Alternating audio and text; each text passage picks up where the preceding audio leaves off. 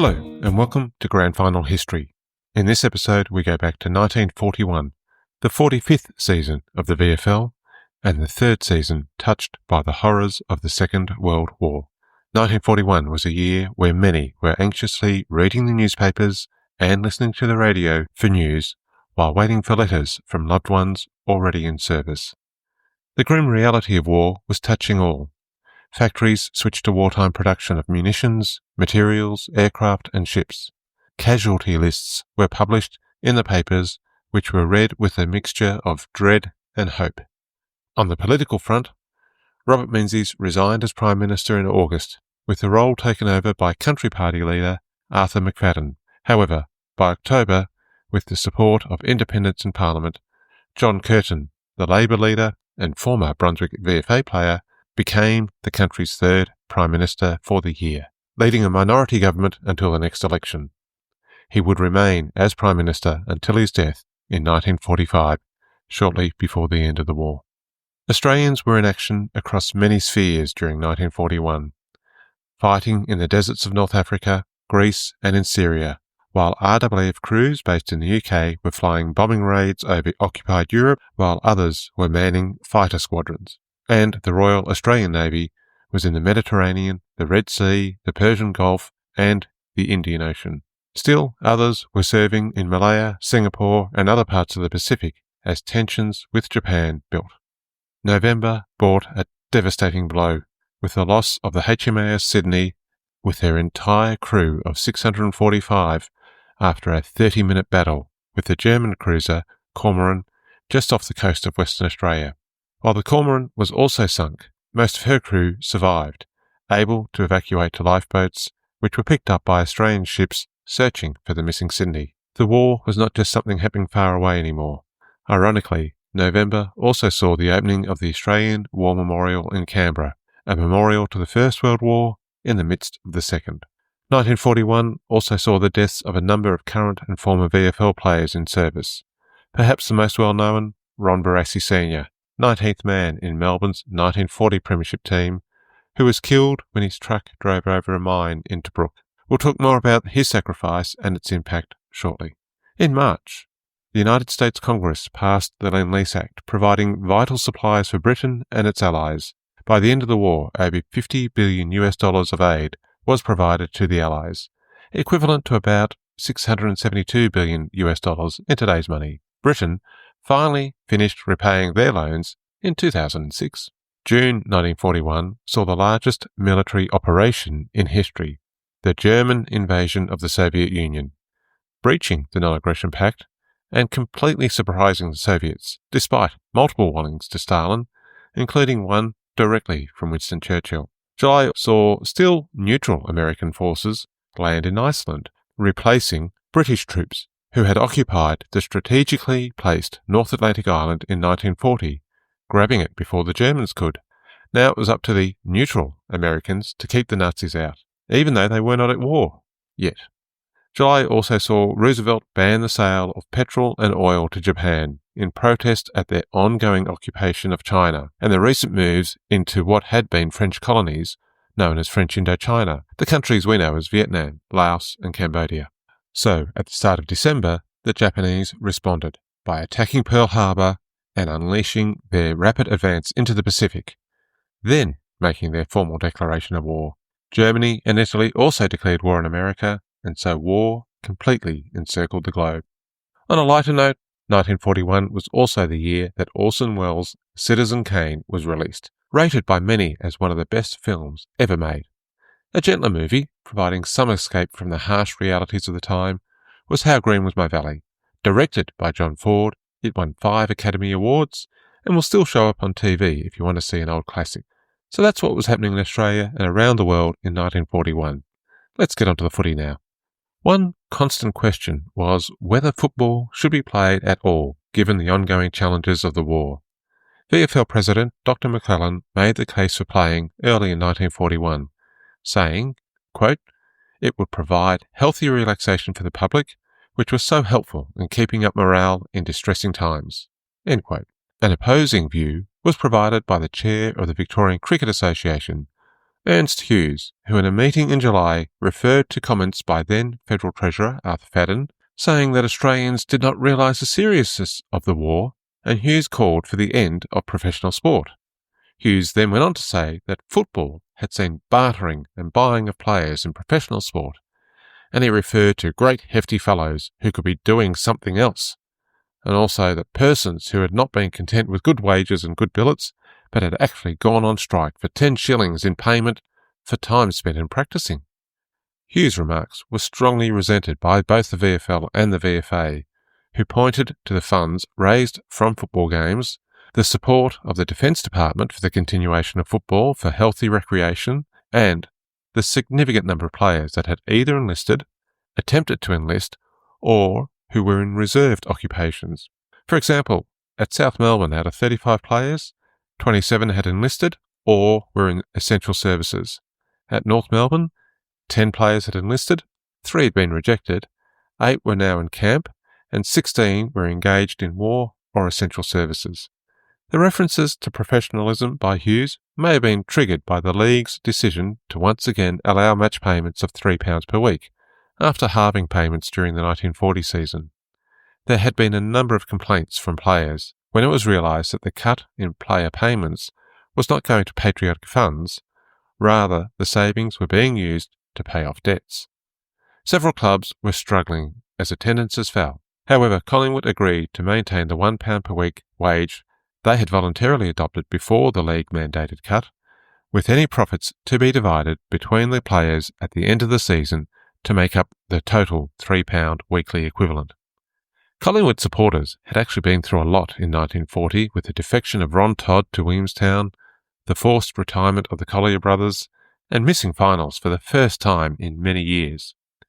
Hopes for a better 1941 were crushed when they opened the Sun newspaper on the 26th of February to see that 3-time Copeland Trophy winner and reigning Brownlow medalist Des Fothergill had signed another blockbuster deal with Williamstown. Rather than running onto the VFL ground with his Magpie teammate for £1 per week, the 20-year-old Fothergill would be earning a minimum of £500 with £100 paid up front and a bonus payment if he moved without a clearance, as he would have to, given Collingwood's strict no clearances for required players policy. It was a huge amount of money for a player not yet 21, still a minor under the law of the time, requiring his father's consent for the contract, and it was yet another coup for the VFA as they challenged the VFL for key players. Rubbing salt into the wound, Fothergill wore his Collingwood jumper to his first night of training at Williamstown.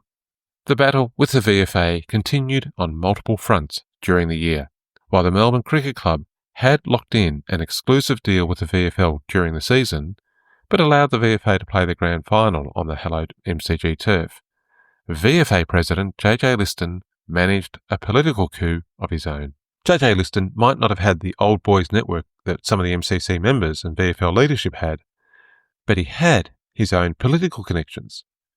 The ultimate authority for the MCG was the MCG Trust, a committee appointed by the state government.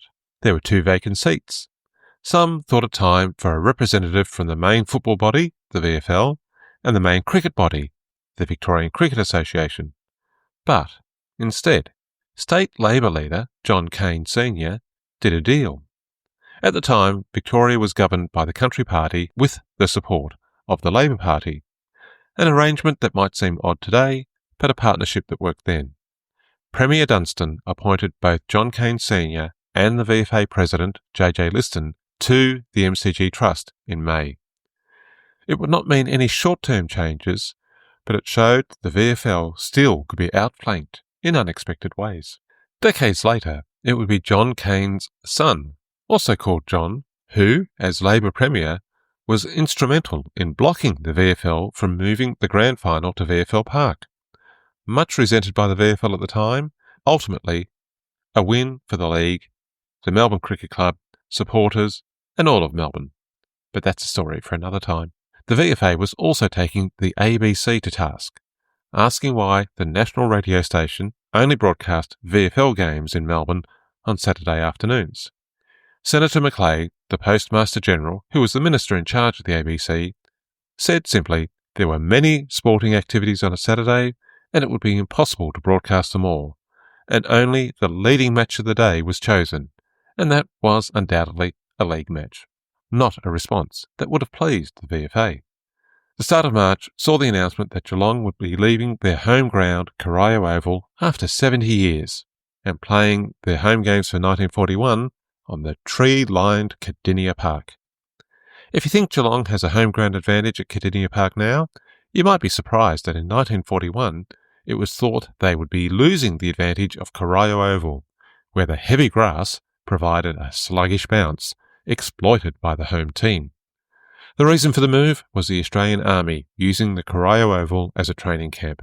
The move to Cardinia Park got off to a troubled start, but it was money, not the location, that was causing the problems. The Geelong Committee had decided to keep match payments at 30 shillings, half of what was allowed, with the league returning to the £3 per week quota limit. The Geelong players then boycotted the start of training in March.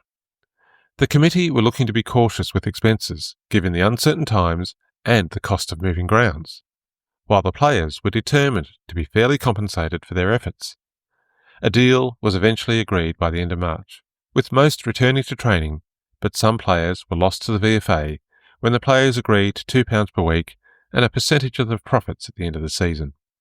By July, the pay deal had unravelled, with the committee proposing payments of £1 10 shillings for Melbourne games and just £1 for Geelong games. Things became even more complicated after the season. The club actually made an annual profit of about £200, but there was a long-standing debt to the bank of over £1,000, guaranteed by a small number of leading supporters. The committee were grappling with calls to reduce the debt, but knowing that they had made a promise to share profits with the players. By the AGM in December, players were still waiting for payments that were depending on what compensation the club would receive from the Army or the government for their forced move from Corio to Cardinia Park. Not an easy time to be a Geelong footballer. While Geelong were managing the expense and the logistics of preparing Cardinia Park for VFL games, Collingwood were getting a strategic advantage over all other teams by becoming the first VFL club to establish a licensed social club, which was set up at Victoria Park. Being able to sell alcohol on the club premises was only possible with a liquor licence, but in this era, liquor licences were very hard to get. The Magpies swooped at the end of 1940 when the Tivoli Club, a German social club, was forced to close. They had a licence, and Collingwood wanted it. With much support from colourful racing identity John Wren and extensive legal work by Collingwood barrister Frank Galbally, and despite the opposition of some, the licence was obtained. The social club, with a billiard table, card room and more, opened up just before the season started on the 23rd of April 1941. It soon became an important source of revenue, a much sought-after place of relaxation, a point of jealousy from other VFL clubs who lacked their own social club, and a place to review games, preview upcoming matches, and conduct some backroom dealing. It was not easy to get into the new social club. People had to line up at the end of the rider stand, press the doorbell, tell the steward their name and their membership number, and wait to be admitted. You could neither swear nor gamble. One member was suspended for 2 months for betting 2 shillings on a game of billiards, a little different to the facilities provided by clubs in the modern era. 7 new coaches were appointed in 1941. Percy Bentley had declared his intention to retire after Richmond lost the 1940 Grand Final. Yet, in March, it was reported that he was not satisfied with the pay offer from the Tigers Committee. He wanted £5 per week, but the committee only offered £3. Bentley said that he would play for half his asking rate, or even nothing if there were financial difficulties at the club. So it seems he may not have completely given up hope of playing again, or perhaps the reporters should have said coached for nothing rather than played for nothing. In any case, he did resign and was cleared to Carlton, where he became non-playing coach. Despite the warm words said in Richmond's letter to Carlton, there seems to have been some ill will between Bentley and at least some at Tigerland, perhaps as a result of the division between Dyer and Bentley at the start of 1940. Bentley would remain at the Blues for many years, while Jack Dyer began his time as captain coach of the Tigers. Dyer promised there would be no bashing by his players, but every man would have to be willing to crash a barbed wire fence to get the ball if he wants to be in the premiership team with us.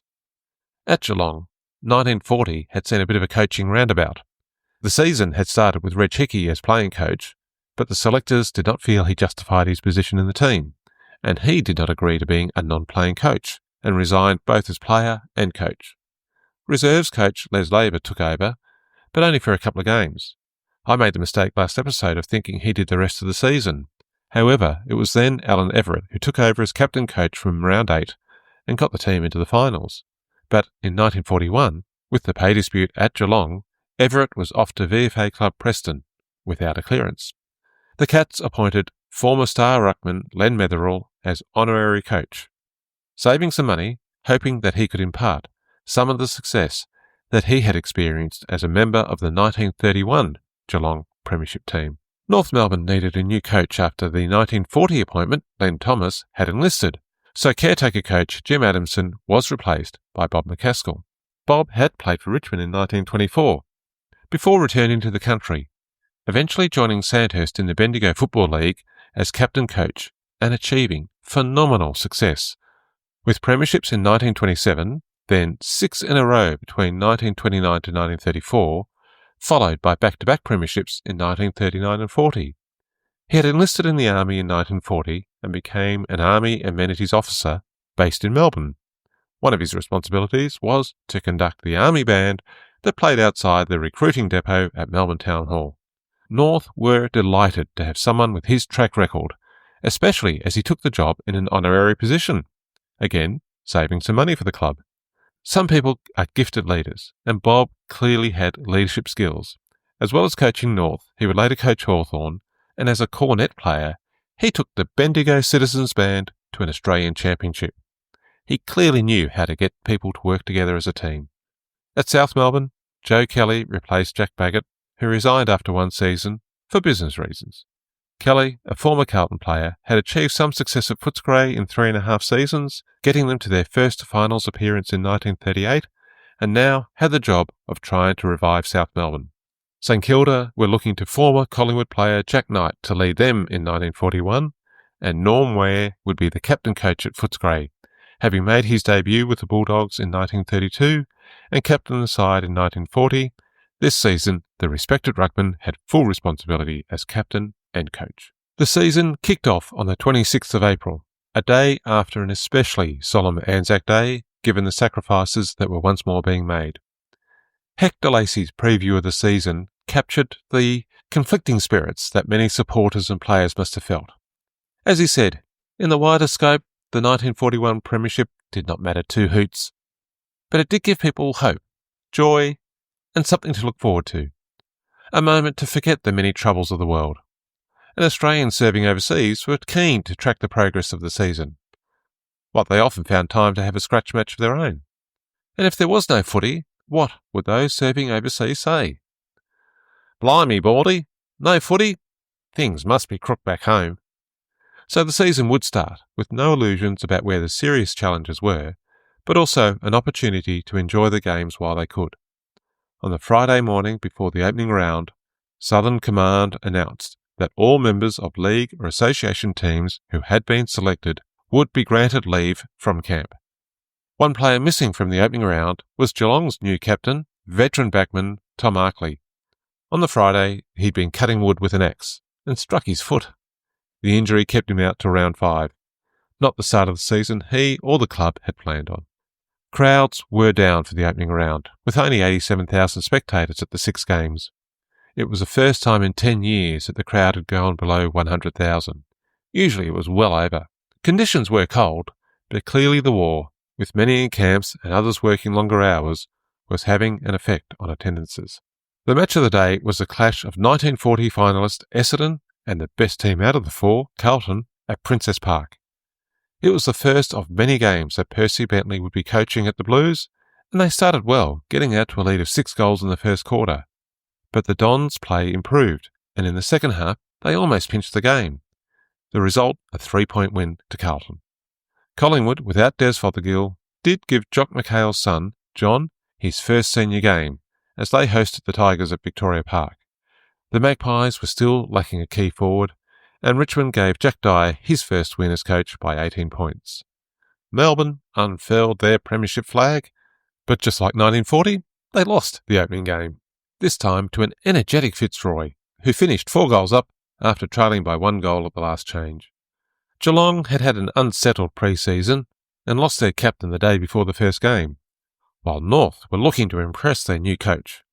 It was a game that ebbed and flowed, but the home ground advantage and the wind in the last quarter saw North run over the Cats to grab a rare opening round win by 1 point. North had trained hard under Bob McCaskill, and they showed more stamina to finish the game off in a rush. St Kilda and South Melbourne also gave supporters a close game, with the Saints winning the Lakeside pennant by 5 points. The only blowout for round 1 was at the Western Oval, where Footscray were far too good for Hawthorn, yet again failing away from home, losing to the Bulldogs by 41 points. The season was underway again. 3 of the previous year's finalists had lost their opening round games, and many of the players were heading back to camp, not sure how many games they would be playing this season. While the players were getting ready for round 2, league officials were responding to complaints that there was no provision for refreshments at many grounds. While tea had been sold in the outer in the past, it was felt that establishment of afternoon tea stalls at many grounds would be too expensive, and there was not sufficient demand. Catering options for spectators in the modern era are very different to the 1940s. Round 2 had some significant games. The match of the day was at Punt Road, where traditional rivals Richmond and Carlton clashed. Games between these two clubs had long contained something extra, with a rivalry dating back to grand final clashes and more. But now, with former Richmond captain coach Percy Bentley coaching Carlton, and his former apprentice Jack Dyer in charge at the Tigers, there was an extra charge in the clash. The Age described it as one of the most gruelling contests ever between these two clubs.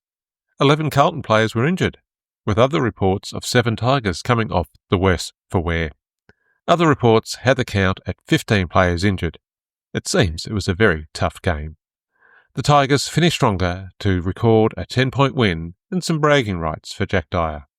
Essendon had adopted the Bombers mascot in 1940, and for their first home game of 1941, they were putting it into practice when an RAAF plane dropped a football onto the centre of the ground, where it was collected by the field umpire after just 1 bounce.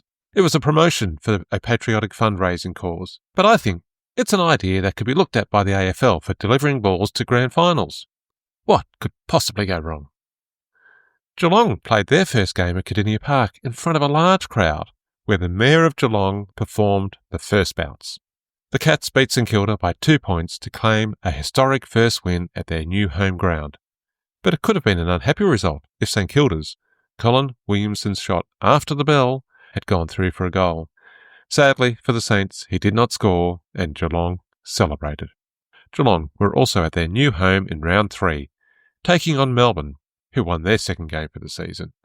There were some teething issues to address at Kardinia Park, as reported by the Record. A rabbit raced across the ground in the first quarter and was brilliantly caught by boundary umpire Muir, who handed it to a spectator. No clarification of what happened next. Maybe the rabbit was taken home for dinner. Another rabbit made their run in the fourth quarter and got away across the ground. Perhaps players and umpires were a bit tired late in the game. Meanwhile, a sheepdog spent the first quarter in Melbourne's forward line, defying all attempts to move it.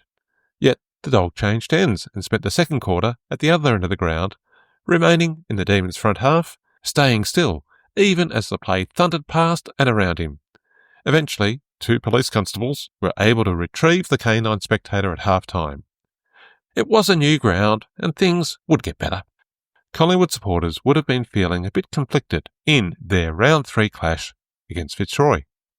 After 13 years of service for the Magpies, 6 premierships, a Brownlow medal, 3 Copeland trophies, and much more, including a 1940 testimonial year, Albert Collier was back on the field after taking a year off from playing, but this time wearing a Fitzroy jumper.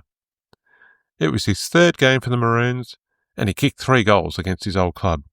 One Roy supporter to yell, "Men are not too old after being picked 15 years ago by the Magpies." There would have been many supporters wearing black and white who would have agreed. However, Collier's 3 goals were not enough and the Magpies won the game. Round 4 saw ladder leader Footscray heading to Victoria Park, hopeful of breaking their hoodoo. Since joining the VFL in 1925, the Bulldogs had only beaten Collingwood 3 times, and never at the Magpies' home ground. But now Footscray was on top of the ladder, undefeated, while Collingwood was 5th on just 2 wins and a loss. The Magpies may not have had the fearsome machine of a few years earlier, but some hoodoos are harder to break than others. Another Collingwood victory over Footscray by 1 solitary point. After 4 rounds, crowds were 20% down on 1940.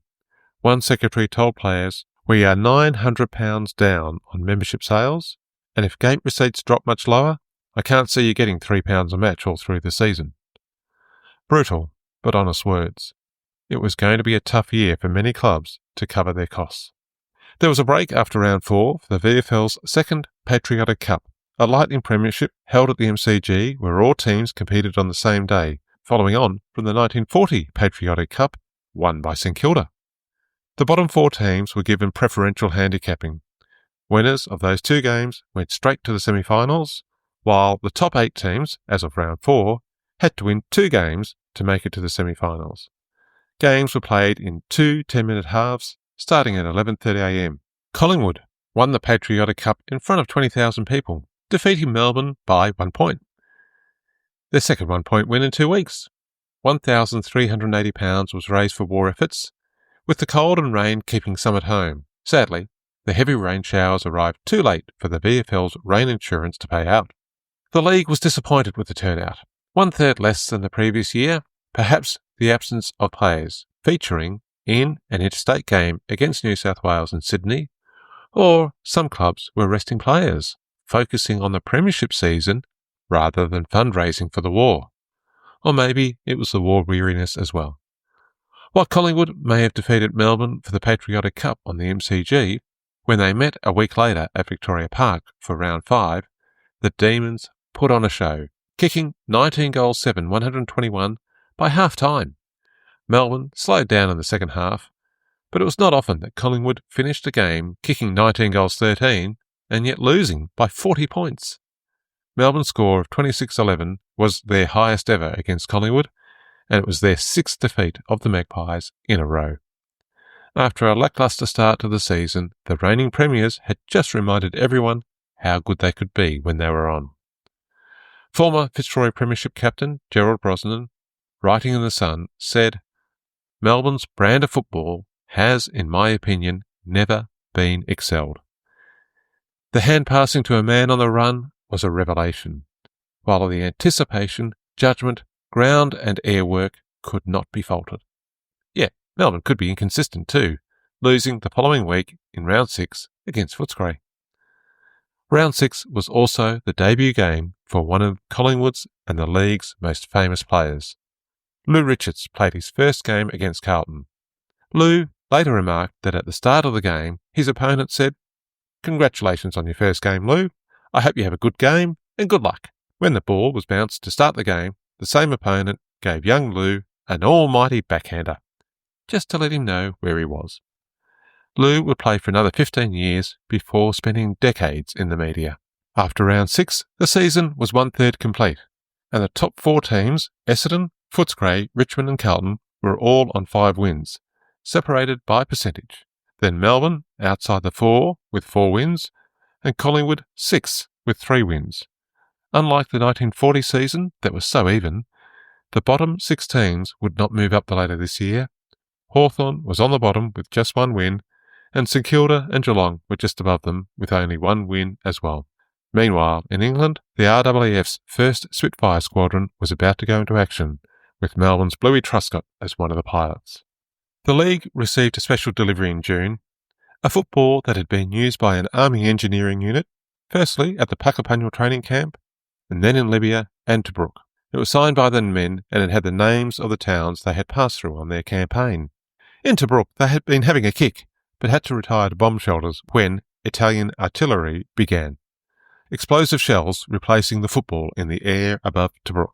I will put a picture of the ball in the show notes at grandfinalhistory.au.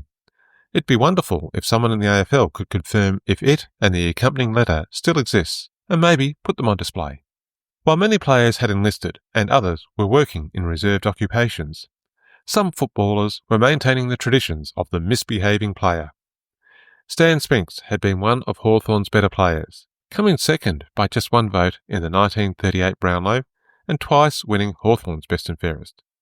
But in June 1941, Stan had a few beers after training. He then went to the movies at the Palace Cinema and fell asleep. When the lights came up, some in the audience recognised the snoring Spinks. The club was informed, and the selection committee dropped Spinks for disciplinary reasons. He was kept down the following week, and by the 13th of June, it was reported that he was retiring. The truth was, he was unhappy with the club and getting offers from Camberwell in the VFA. The initial offer was £250. This was matched by Hawthorn, the Coulter law being selectively applied in this case. Then Camberwell upped the offer to £500 if he accepted then and there. Spinks said yes and transferred without a clearance, never to play for Hawthorn again. He did return in 1950 on the selection committee and coached the third 18, but in 1941 he was yet another VFL player attracting spectators in the VFA. Melbourne gained a couple of handy mid-season recruits before their round 10 clash with Essendon. One, with strong family connections, being Ted Cordner from Melbourne University. Cordner, following the family tradition, played as an amateur, even insisting on paying for his own football jumper and shorts. The other was Stan Hill, a recruit from West Perth who had been transferred from Western Australia to Melbourne as part of his naval training. Melbourne were able to sign him up and he would play every second week when he could get leave for the remainder of the season. July saw South Melbourne mourning the death in Syria of former player Jack Wade. He was one of the many Foreign Legion recruits of the 1930s that made South such a powerful team. He'd returned to Adelaide after the 1933 season, having played 26 games. One of the first former VFL players to be killed in the war, sadly not the last. The Victorian team travelled to Adelaide for an interstate game while round 11 was being played. Funds raised during the game were donated to patriotic causes, and the Vics had a narrow 10-point win after kicking 3 goals in the first 5 minutes of the game. It was another so-called state game a week later, being held on a Sunday, that had the VFL making disapproving noises and looking to ban players from participating. A series of Sunday games had been organised to raise funds for patriotic causes. This was causing angst on several fronts. Firstly, many league players were playing even though they had just played the day before. The games were on Sundays, common practice now, and Sundays were used by the VFA from the 1960s onwards as they looked to grow their crowds by not competing directly with the VFL. But back in the 1940s, sport on Sunday was literally considered sacrilege. Churches were strongly against it. The Secretary of the Victorian Council of Churches said, quote, "Sunday football attacked the nation's spiritual and moral foundations and was aimed at national destruction." End quote. The VFL opposed the desecration of the Sabbath, and yet these games were happening. 20,000 people, who, presumably, did not mind desecrating the Sabbath, turned up to Victoria Park on Sunday the 20th of July to watch a state team consisting of many of the players that had played for Victoria in Adelaide versus the rest, a side consisting of a mix of league and association players. Collingwood knew nothing about the arrangements, and Bob Rush told the delegates that the club rooms would be closed and no officials would assist. Despite the lack of assistance, £1,000 was raised for the St Vincent's Hospital. It was all a bit complicated. The games were raising funds for charity and for the war effort, and players in reserved occupations wanted to do their bit to help the cause. But there was also a bit of the VFA-VFL rivalry influencing affairs too. The games were organised by Williamstown Vice President Bill Dookie on behalf of the Victorian Bookmakers Association. Players were paid up to £5 for some games, and the government were putting on extra trams and trains to cope with the crowds. In August, the delegates again debated what to do, with some wanting to ban players from participating, opposed by those not wanting to bind players completely in their own free time. League President Dr. McClellan warned that there was going to be a Sunday league which could be a private promoter's dream, The Sunday season finished at the end of September, when a game between an unofficial VFL team played, despite threats of disqualification, against an unofficial VFA team with players like Nash, Fothergill, Robertson and Moore at Olympic Park. The unofficial VFA won by 3 goals, and £360 was raised for war efforts. This seems to be the end of the Sunday games for some time, given the challenges that would emerge in 1942, but that's for the next episode. Back to the regular season now, which was 2/3 complete by round 12 in July. Carlton, Melbourne and Richmond were first, second and third, all on 9 wins, separated by percentage. Melbourne had been the main mover since round 6, rising from 5th and making their first appearance in the 4 after round 10. Essendon and Collingwood were 4th and 5th, both on 8 wins, followed by a hopeful Footscray and South, a game behind on 7 wins. Footscray had been equal top after round 6, but only won 2 of their last 6 games, while South had improved, winning 6 out of their last 8 games, with a recent win against Carlton raising hopes of a possible return to finals. At the start of August came the news that Ron Barassi had been killed in Tobruk when his truck drove over a landmine. His son, Ron, recalled the day that he heard the news. My mother and uncle were sitting on the lounge and crying, and I snuggled into Mum. I knew she was in great pain. Melbourne players wore black armbands in their next game against St Kilda. It was a sad week for the VFL. As a young North Melbourne player, George Brock had been killed when 2 RAAF planes had collided over the Yuyangs. Brock had just rung North earlier in the day to inform them that he could not get leave and would not be able to play that day. I'm not sure if players found out about the crash before they went out to play against Richmond. The following week, before their round 15 match, Carlton and North players stood in silent tribute while North wore black armbands. It must have been confronting to go out and play a game when mates you had been playing with were dying in military training or at the front. A further tribute to Ron Barassi was conducted the following week at Melbourne's home game against Collingwood. Both teams lined up opposite the 1940 premiership flag, which was lowered in his honour. The last post was played to a silent, standing crowd. Melbourne won the game, tightening their hold on top spot, while Collingwood slipped to 5th. With 2 rounds to go, Melbourne, Carlton and Richmond were assured of finals, though their positions could change. Essendon was a game ahead of Collingwood and had much better percentage. In round 17, Collingwood hosted Carlton in a must-win game to keep their slim finals hopes alive. But the Blues kept in front all day, winning by just 2 points. The Magpies had played well, doing everything but winning the game. Now they would miss the finals for a second year in a row, a most unusual experience for the Magpies. The lack of a goal kicker was costing them dearly. Knowing Ron Todd and Fothergill were playing well at Williamstown must have hurt supporters, club officials and their former teammates. The final round of the season got underway with the news that Robert Menzies had resigned as Prime Minister and Country Party leader Arthur Fadden took over. He had been acting Prime Minister for 4 months earlier in the year while Menzies travelled to the UK. Fadden would be Prime Minister for the finals, but only lasted 39 days before Parliament, with key independents switching votes, chose John Curtin to lead the country. Essendon and Richmond had easy wins in the last round, but the match of the day was between Carlton and Melbourne at Princess Park. Depending on the results, the top 3 spots could change. The Blues played a cracking game to beat Melbourne by 4 goals.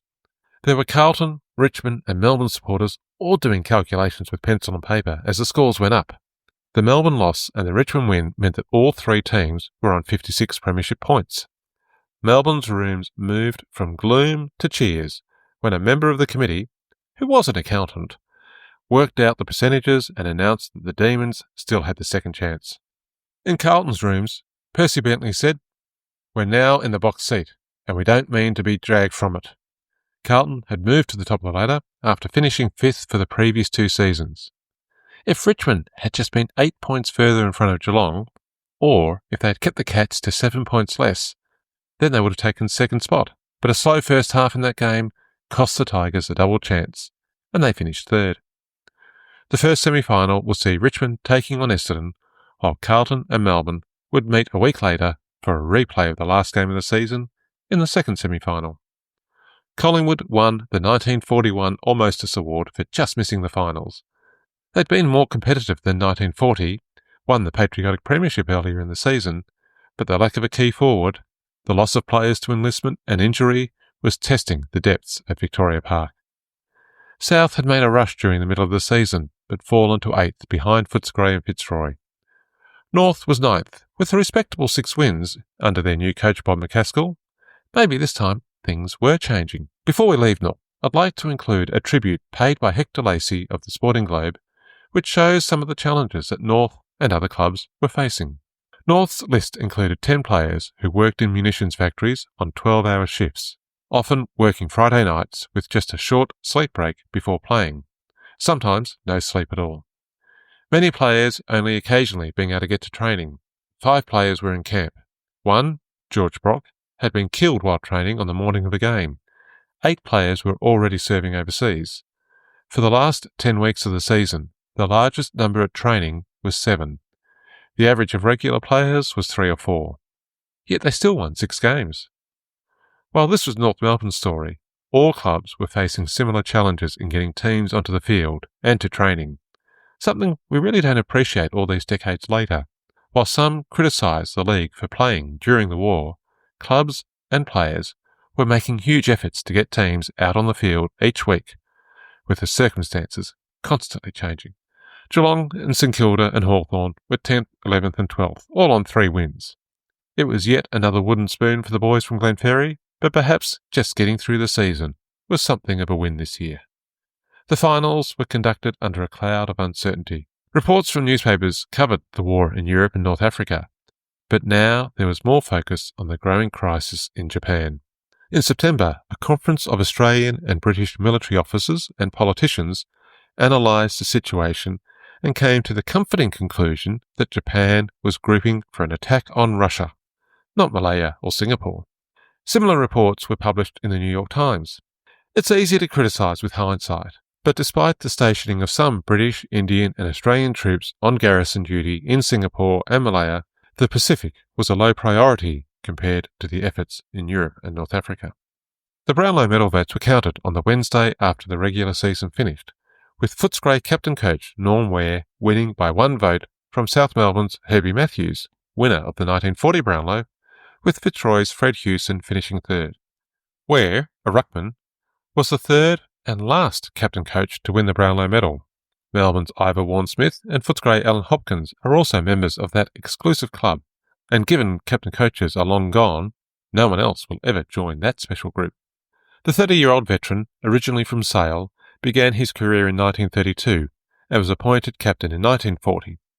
Before enlistment, Ware worked as a postman, walking 14 miles a day in his rounds, including Saturdays when he would start at 5 a.m.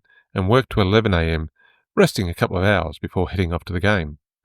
When he won the Brownlow, he played 165 of an eventual 200-game career. On the night, he was in the Royal Park military camp watching a theatre show. An official came onto the stage saying, "I've an announcement to make. A player named Warne has won the Brownlow." No one said anything. Ware thought to himself, "There's no one called Warne playing in the VFL." He knew it had to be him. He staggered away and rang the Sun newspaper switchboard to check. Soon, everyone knew, and there was great excitement in the camp that night. As well as a Brownlow medalist, Norm Ware was named in the Footscray Western Bulldogs Team of the Century, is a member of both the Australian Football Hall of Fame and the Western Bulldogs Hall of Fame, and has a bay in the Whitten Stand at the Western Oval named in his honour. A surprise in equal 4th place was Carlton hardman Bob Chitty. Well known for his fearsome reputation, he was also a very skilled player, and perhaps this season the umpires noticed his skills more than his toughness on field. Chitty had 7 siblings who were enlisted in war service, including his brother, former St Kilda player Peter Chitty, who was in the Australian Army based in Malaya. We'll talk more about his exploits next episode. The league made the ever unpopular decision to raise the price of finals admission by 6pence, from 1 shillings and 6pence to 2 shillings for the outer. The basic reason was several of the clubs were running out of money. South Melbourne were looking for 500 supporters to pledge £5 each. Fitzroy players were playing for nothing. With the drop in attendances during the season, the money needed to come from somewhere. As the Tigers prepared for their first semi-final against Essendon, Jack Dyer instructed his players on what to eat to prepare for the big game. Little or no breakfast, a light steak for lunch, and no liquids, which would not be what our modern players would be doing. Veteran Skinny Jack Titus had his own dietary plans, which included a 3-course early lunch and a couple of cups of tea, which would help him avoid headaches, possibly because he'd be less dehydrated, but that's bringing a modern perspective to the issue. The tea and 3-course lunch must have worked for Titus, as this was his 173rd game in a row, breaking the record previously held by Vic Thorpe. Or was it the dad and mum drink advertised by Jack in the football record?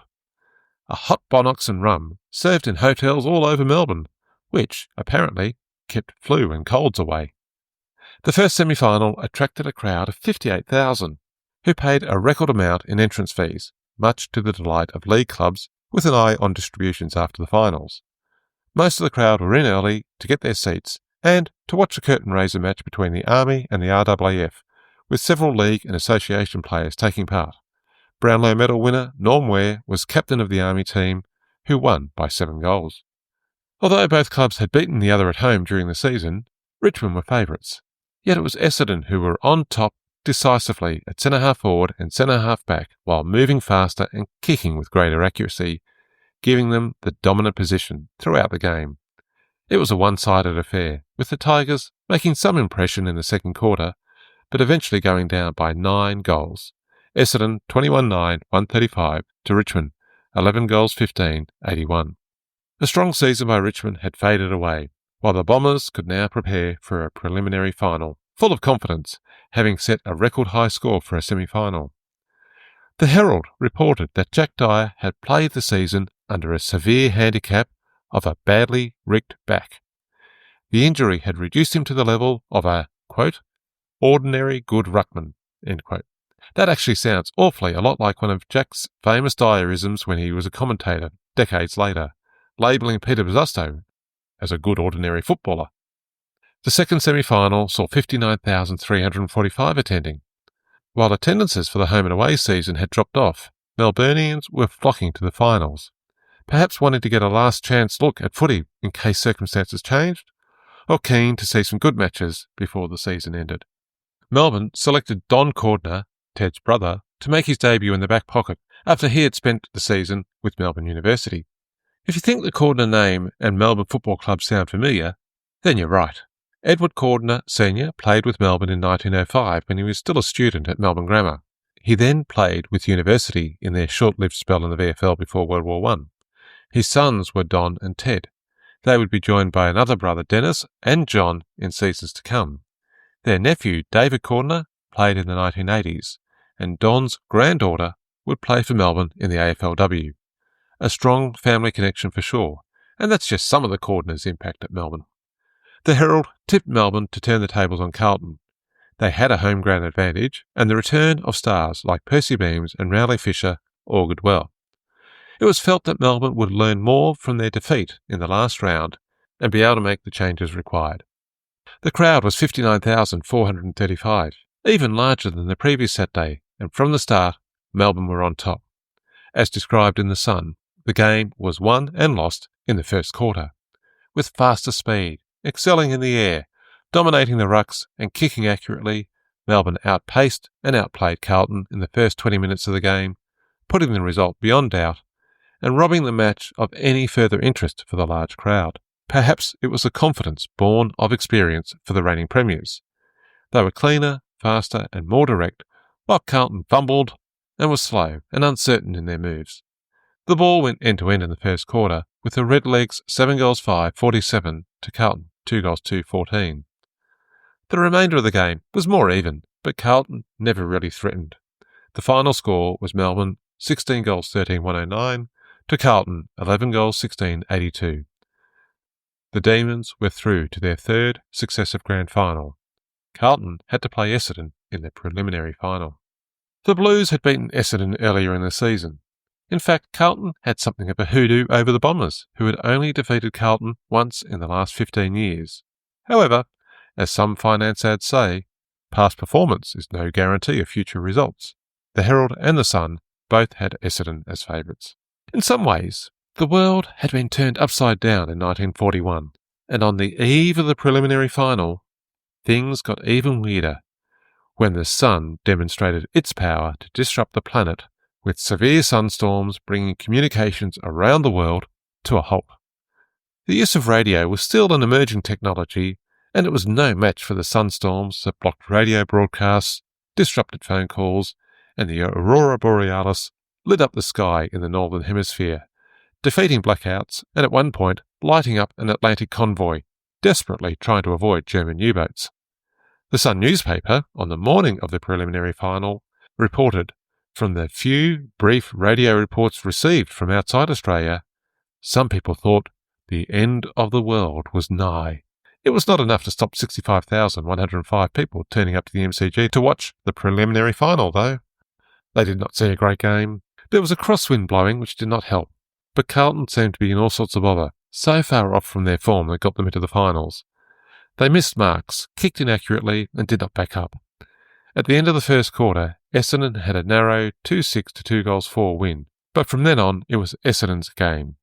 They kicked 4 goals to none in the second quarter, helped by the Blues' inaccuracy in their forward line, and a 6-goal third quarter put the result beyond doubt. The Blues did add some respectability in the last quarter, but it was noted by a few that Essendon had already begun to relax, saving energy for the grand final against Melbourne. The final score was Essendon, 13 goals 15-93, to Carlton, 9 goals 14-68. It was a disappointing ending to Percy Bentley's first season as coach of Carlton. He had got them to the top of the ladder after the end of the regular season, beaten reigning premiers Melbourne in the last game of the season, and yet since the adoption of the McIntyre Final Four system in 1931, Carlton was the first team to finish on top and then be eliminated in straight sets. In fact, they were the first minor premiers to miss the grand final in 40 years. Meanwhile, Essendon was attempting to be the first team to finish fourth to win the grand final. But they would have to take on the formidable Demons, looking for their premiership hat-trick. Essendon were led by captain-coach Dick Reynolds in his 9th season. Aged 26, he had won 3 Brownlows in just his first 6 seasons. Carlton supporters would be disappointed that they knocked a young Dick Reynolds back when he trained there for a couple of nights in 1932. Although born in Essendon, he had gone to watch the Blues with his parents whenever he could, worshipping Horrie Clover as a one-eyed Carlton supporter. So, he made his debut at 17 in 1933 in the opening game of the season with Essendon, and he was recognised as a future star from his earliest games, getting 12 Brownlow votes in his first season. He was appointed as coach midway through the 1939 season, and he started lifting an underperforming Essendon from that moment. They returned to finals in 1940, making it to the preliminary, and now he had the Dons into their first grand final since 1924. Unlike many of his era, Reynolds was a non-drinker and non-smoker, which would have helped with his fitness. As a coach, he was not a shouter and a rager, but rather focused on man-to-man style of speaking. Through both his natural ability and his commitment to training, he was a champion player. By 1941, he had won the club best and fairest in 1934, 36, 37, 38 and 39. And perhaps more importantly, his easygoing temperament and his ready smile meant that he was recognised as a leader. Melbourne's captain was once again Alan LaFontaine, who debuted a year after Reynolds in 1934 at the relatively senior age of 24, starting as a full forward before moving to the centre. He was made vice-captain in just his second year and actually led the side for much of the year when Colin Niven was injured, moving to full-time captaincy in just his 3rd season. He was a club best and fairest in 35, 36 and 41 and would win once more in 1942. This was his 3rd grand final in a row as captain. As well as an experienced captain, Melbourne had Frank Checker Hughes as coach. He had won 2 premierships as a player with Richmond, coached the Tigers in 4 grand finals for 1 premiership in 1932, and then taken over Melbourne in 1933 when Percy Page offered him the opportunity to lift Melbourne from the bottom of the ladder, as well as the security of a full-time job at his printing works rather than the precarious job he had running a billiard hall. No small thing, as the Depression made jobs hard to get and hold. A tough and disciplined coach who was recognised for his man management, able to get the best out of his players, and knowing how to work with people, how to connect with them, and motivating each as individuals. Demonstrating his thorough approach and the unusual times, Cheika travelled down to Mount Martha multiple times during the 1941 finals to train 6 players serving in the Navy who could not attend Melbourne's normal training runs. More important to Hughes than the winning of matches was the responsibility of training young fellows in the right way to look at things. Hughes led his men, won many matches, and now had another grand final to win. The umpire appointed for the 1941 grand final was Eric Hawkins, for the first of his 4 grand finals. He was from Ballarat, where he was a rower as well as an umpire, but getting paid to umpire meant that he was no longer an amateur athlete and was ineligible for amateur rowing. He had also played the game and at 17 was on the wing of a railways team that was premiers in the Ballarat district competition. He spent 2 years umpiring in Ballarat before moving to Melbourne in 1936, becoming a regular in the VFL in 1938. Predictions for the big game were split, with the Herald favouring Essendon while the Age favoured Melbourne, but suggested Essendon could test them, and the Argus tipped Melbourne in a close game. Melbourne had to make 2 changes from their semi-final team. Back pocket and ruckman Rowley Fisher was injured and missed the grand final after playing 14 games for the year. The 1939 premiership player had the bad luck to miss the 1940 premiership game through injury as well, and with his enlistment in the army in 1942, he would never play with the Demons again. He had played for 9 years, for 137 games, and 1 premiership. Also missing was Dick Kingston, a renowned defender who had played 16 games before missing this one. He had at least played in the 1939 and 40 premierships as some consolation. Like Rowley Fisher, he also enlisted in 1942 and served in New Guinea. He made a short return to the Demons in 1946, playing the first 3 games, before retiring and moving to Wycheproof. Into the team came Jack O'Keefe, who had played most of the season before missing out in the semi-final.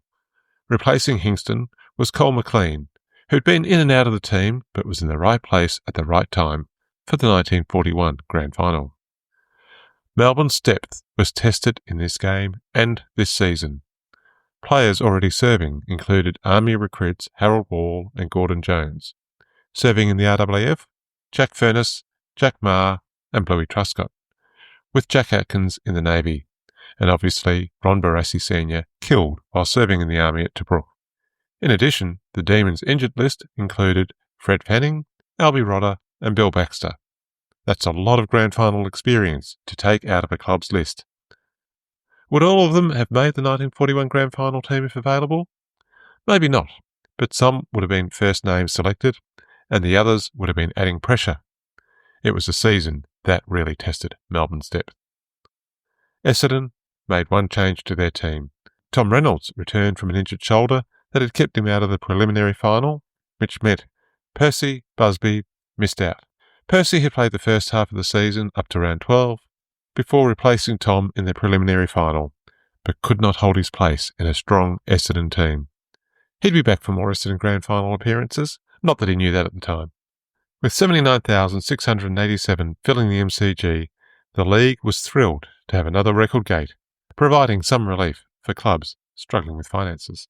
People got to the game early to get their seats and to watch the reserves grand final between Essendon and Fitzroy.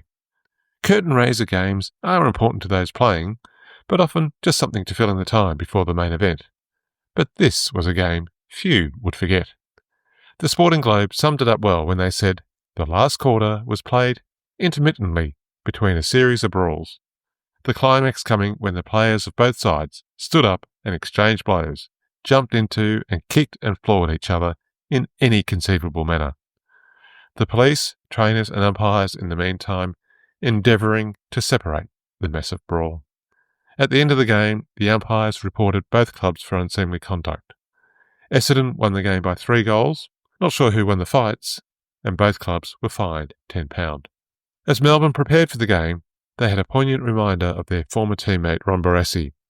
A letter the Melbourne committee had written to his widow Eliza was framed and hanging on the wall. The letter ended, "In his unfortunate loss, we now declare ourselves lifelong friends of yourself and your son Ron, and we advise you that at all times we shall regard the material welfare of yourself and Ron as our sacred duty. The letter was signed by all members of the committee, some of who were themselves now serving overseas with the various armed forces. Before the game started, players and officials lined up, forming a large V for the singing of the national anthem, God Save the King. Then the cheers for the start of the game. The crowd favoured Essendon. Melbourne had won 2 premierships in a row, and Essendon had not had a chance for so long. Many felt it was their turn. Essendon got off to a quick start, with Gordon Abbott picking up the ball on the run, moving into the goals and kicking truly. A nerve settler and a bonus, kicking against a strong wind. A great way to start the game. And then it all seemed to go wrong. Despite the first goal, Essendon seemed nervous, anxious to get on top of the game, yet the harder they tried, the more mistakes they made. Melbourne were at home, both on their ground and used to grand finals in their 3rd successive appearance. They took control of the game early, kicking to the city with the wind, and the completion of the first quarter saw Melbourne well in front, 6-6 to 1-1, a 35-point advantage to the Demons. Essendon had the wind in the second quarter, and they needed to take full advantage of its help to get back within striking distance. To the amazement of the now quiet crowd, it was Melbourne who pushed further ahead. Perhaps the 2 big finals against Richmond and Carlton were taking their toll. Perhaps Melbourne had too much to play for, with the rare chance of a premiership hat-trick, and to honour their teammate Ron Barassi, or perhaps they were just too good. The Demons' dominance on the field, with multiple goal kickers, impenetrable defence and superior ruck performance, was reflected on the halftime scoreboard. Melbourne 11-9, 75 to Essendon 2-6, 18. It was a lead of 57 points. The game was over. They might as well have presented the flag at half-time. Though it seems Essendon did not think the game was over. Les Griggs was not recovered from his hurt rib and was replaced by the Dons' 19th man, Ted Regan, at the start of the third quarter. Colin Lane moved from half-forward flank to centre-half forward and provided an immediate focus for attacking moves. 2 early goals to Tom Reynolds and Ted Bryce gave the Bombers supporters a vague feeling approaching hope. Maybe not hope for a win, but at least hope for a contest. Melbourne had other thoughts though, and they replied with 2 goals to Jerry Daly and Jack O'Keefe, restoring the lead to 55 points. The Dons kicked another couple, but Melbourne's star ruckman Jack Mueller took a strong mark in front of goals and kicked truly. The end of the quarter saw Melbourne still well on top, but at least Essendon was showing they knew how to play football. Melbourne were 14-11, 95 to Essendon 6-12, 48. The last quarter was more of the same. Essendon kept trying, despite the huge gap, kicking 7-7 for the quarter. Melbourne maybe relaxed a little, but still kicked 5 goals for the quarter, including Norm Smith's 4th for the game, that made him the leading goal scorer for the season, although he had played 2 more games than North Melbourne's Sal Murray. The crowd cheered and the players applauded.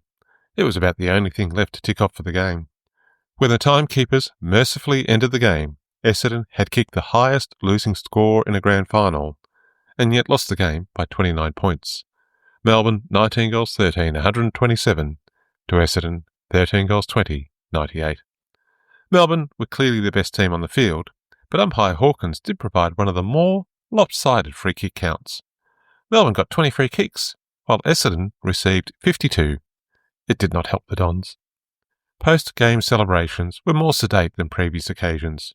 Given the war and growing tensions with Japan, with the number of teammates in camp or serving overseas, there was not the appetite for the riotous behaviour of previous seasons. Perhaps backman Wally Locke would have been having more fun than some of his teammates after missing the 1939 premiership through suspension and 1940 through injury. He finally had his premiership win. Players from both clubs joined together for dinner and then went to the theatre or festival hall for the boxing, and gathered later for a dance. While the post-match partying may have been quieter, they had much to celebrate. Let's list some of the achievements. Melbourne were the 3rd club to achieve a premiership hat-trick after Carlton in 1906-08 and Collingwood 1927-29 on their way to a still unmatched 4 in a row. Melbourne won 12 of their last 13 games in 1941 after their usual slow start to the season. Over 3 seasons they had played 61 games, won 49 and lost 12 for an 81% win rate. Their powerful forward line exceeded 100 points in 46 games, and Melbourne kept its record of winning every grand final it had ever played in. The week after the league grand final, it was the association's chance to run out onto the MCG for their grand final. 36,000 were there, 6,000 more than the previous year, which would have been an encouraging sign for VFA President JJ Liston and his colleagues. Port Melbourne, led by Tommy Laeth, was taking on Coburg, who had Bob Pratt at full forward in a season where he kicked 183 goals. Coburg could have closed the game out in the first quarter if they'd kicked straight. In the end, it was Port Melbourne celebrating back-to-back premierships. Former Fitzroy president Don Chandler was at the game, and he was impressed by the association code, with the grand final demonstrating fast, open, non-stop play. He supported the league taking on the throw ball and the 10-yard penalty for players going over the mark. Chandler was a respected man of the game, so we'll see whether his views are shared by others in the league. Tommy Laeth almost had a drink of beer after the game as part of the celebrations, but teammate Tommy Allen knocked the glass out of his hand and said, "We love you as you are. If you start drinking that stuff, you might end up like me, and I'm a bloody no-hoper." That was the closest Laeth ever came to having a drink. We'll hear more about him next episode. In previous years, there had been a tradition of the premiers travelling to Adelaide to take on the Sandford premiers for the unofficial Championship of Australia, although how serious the travelling team took the games is open for debate. Times were different now, and on the Saturday after the grand final, Melbourne travelled to Seymour to play an army team to raise funds for the 3rd Division Comforts Fund and the Seymour Red Cross. The army team had several league players in it, and it wasn't until the last 10 minutes that the Demons pulled away for the win, although they were kept under 100 points, which most league teams had failed to do. One player missing from the game in Seymour was Stan "Pop" Heel. Originally from West Perth, he had played every second game while in Victoria on naval service at HMAS Cerberus in Flinders. Heel never got to train with Melbourne, and the club had to drop a player every 2 weeks to fit him into the team. After the grand final, with his course completed, he was sent back to Western Australia. 2 weeks later, he celebrated another premiership with West Perth, one of the very small number of players to win 2 premierships in the same year. He was very lucky in another sense. He missed out on being sent out on the ill-fated HMAS Sydney. Heel lost one of his best mates when the ship was sunk. After the war, Heel returned to coach West Perth, continuing in that role even when elected to the Western Australian Parliament. Most VFL players tend to retire first before going into politics. A rare but appropriate tribute was made by the league at the instigation of Geelong's delegate George Cathy at a delegates meeting after the grand final. In recognition of the magnificent war efforts of Keith Truscott in the RAAF in Britain, Harold Ball serving in Malaya, and the loss of Ron Barassi, the league issued premiership medallions to Truscott, Ball and Eliza Barassi, in addition to those in the playing group. Melbourne's delegate Bruce Hogg said the men had done a greater job than football, and if they'd been in Melbourne, they would have been in the premiership team. While talking about Bluey, during November came reports of Truscott bailing out after his plane was shot down over the English Channel, where he had to swim for 75 minutes in freezing water before being rescued. It was a very different job to playing football. The final item for now is to note the upcoming resignation of Checker Hughes, which was announced in February 1942, so he could spend more time on his hotel business affairs. When discussing his time at Melbourne, the coach recalled he was told, "Just coach aside for the entertainment of our cricket members." He had no intention of aiming so low, and now had 3 premierships with the club he had named the Demons, and he would return to coaching. But that's for another episode. Before we finish, let's note a small coincidence that has only occurred once in 1941. The premiers of the 5 major Australian football codes were all won by teams wearing the blue and red. Melbourne in the VFL, Port Melbourne in the VFA, Norwood in the Sandford, West Perth in WA and North Hobart in Tasmania. A special year for all the teams of the red and the blue.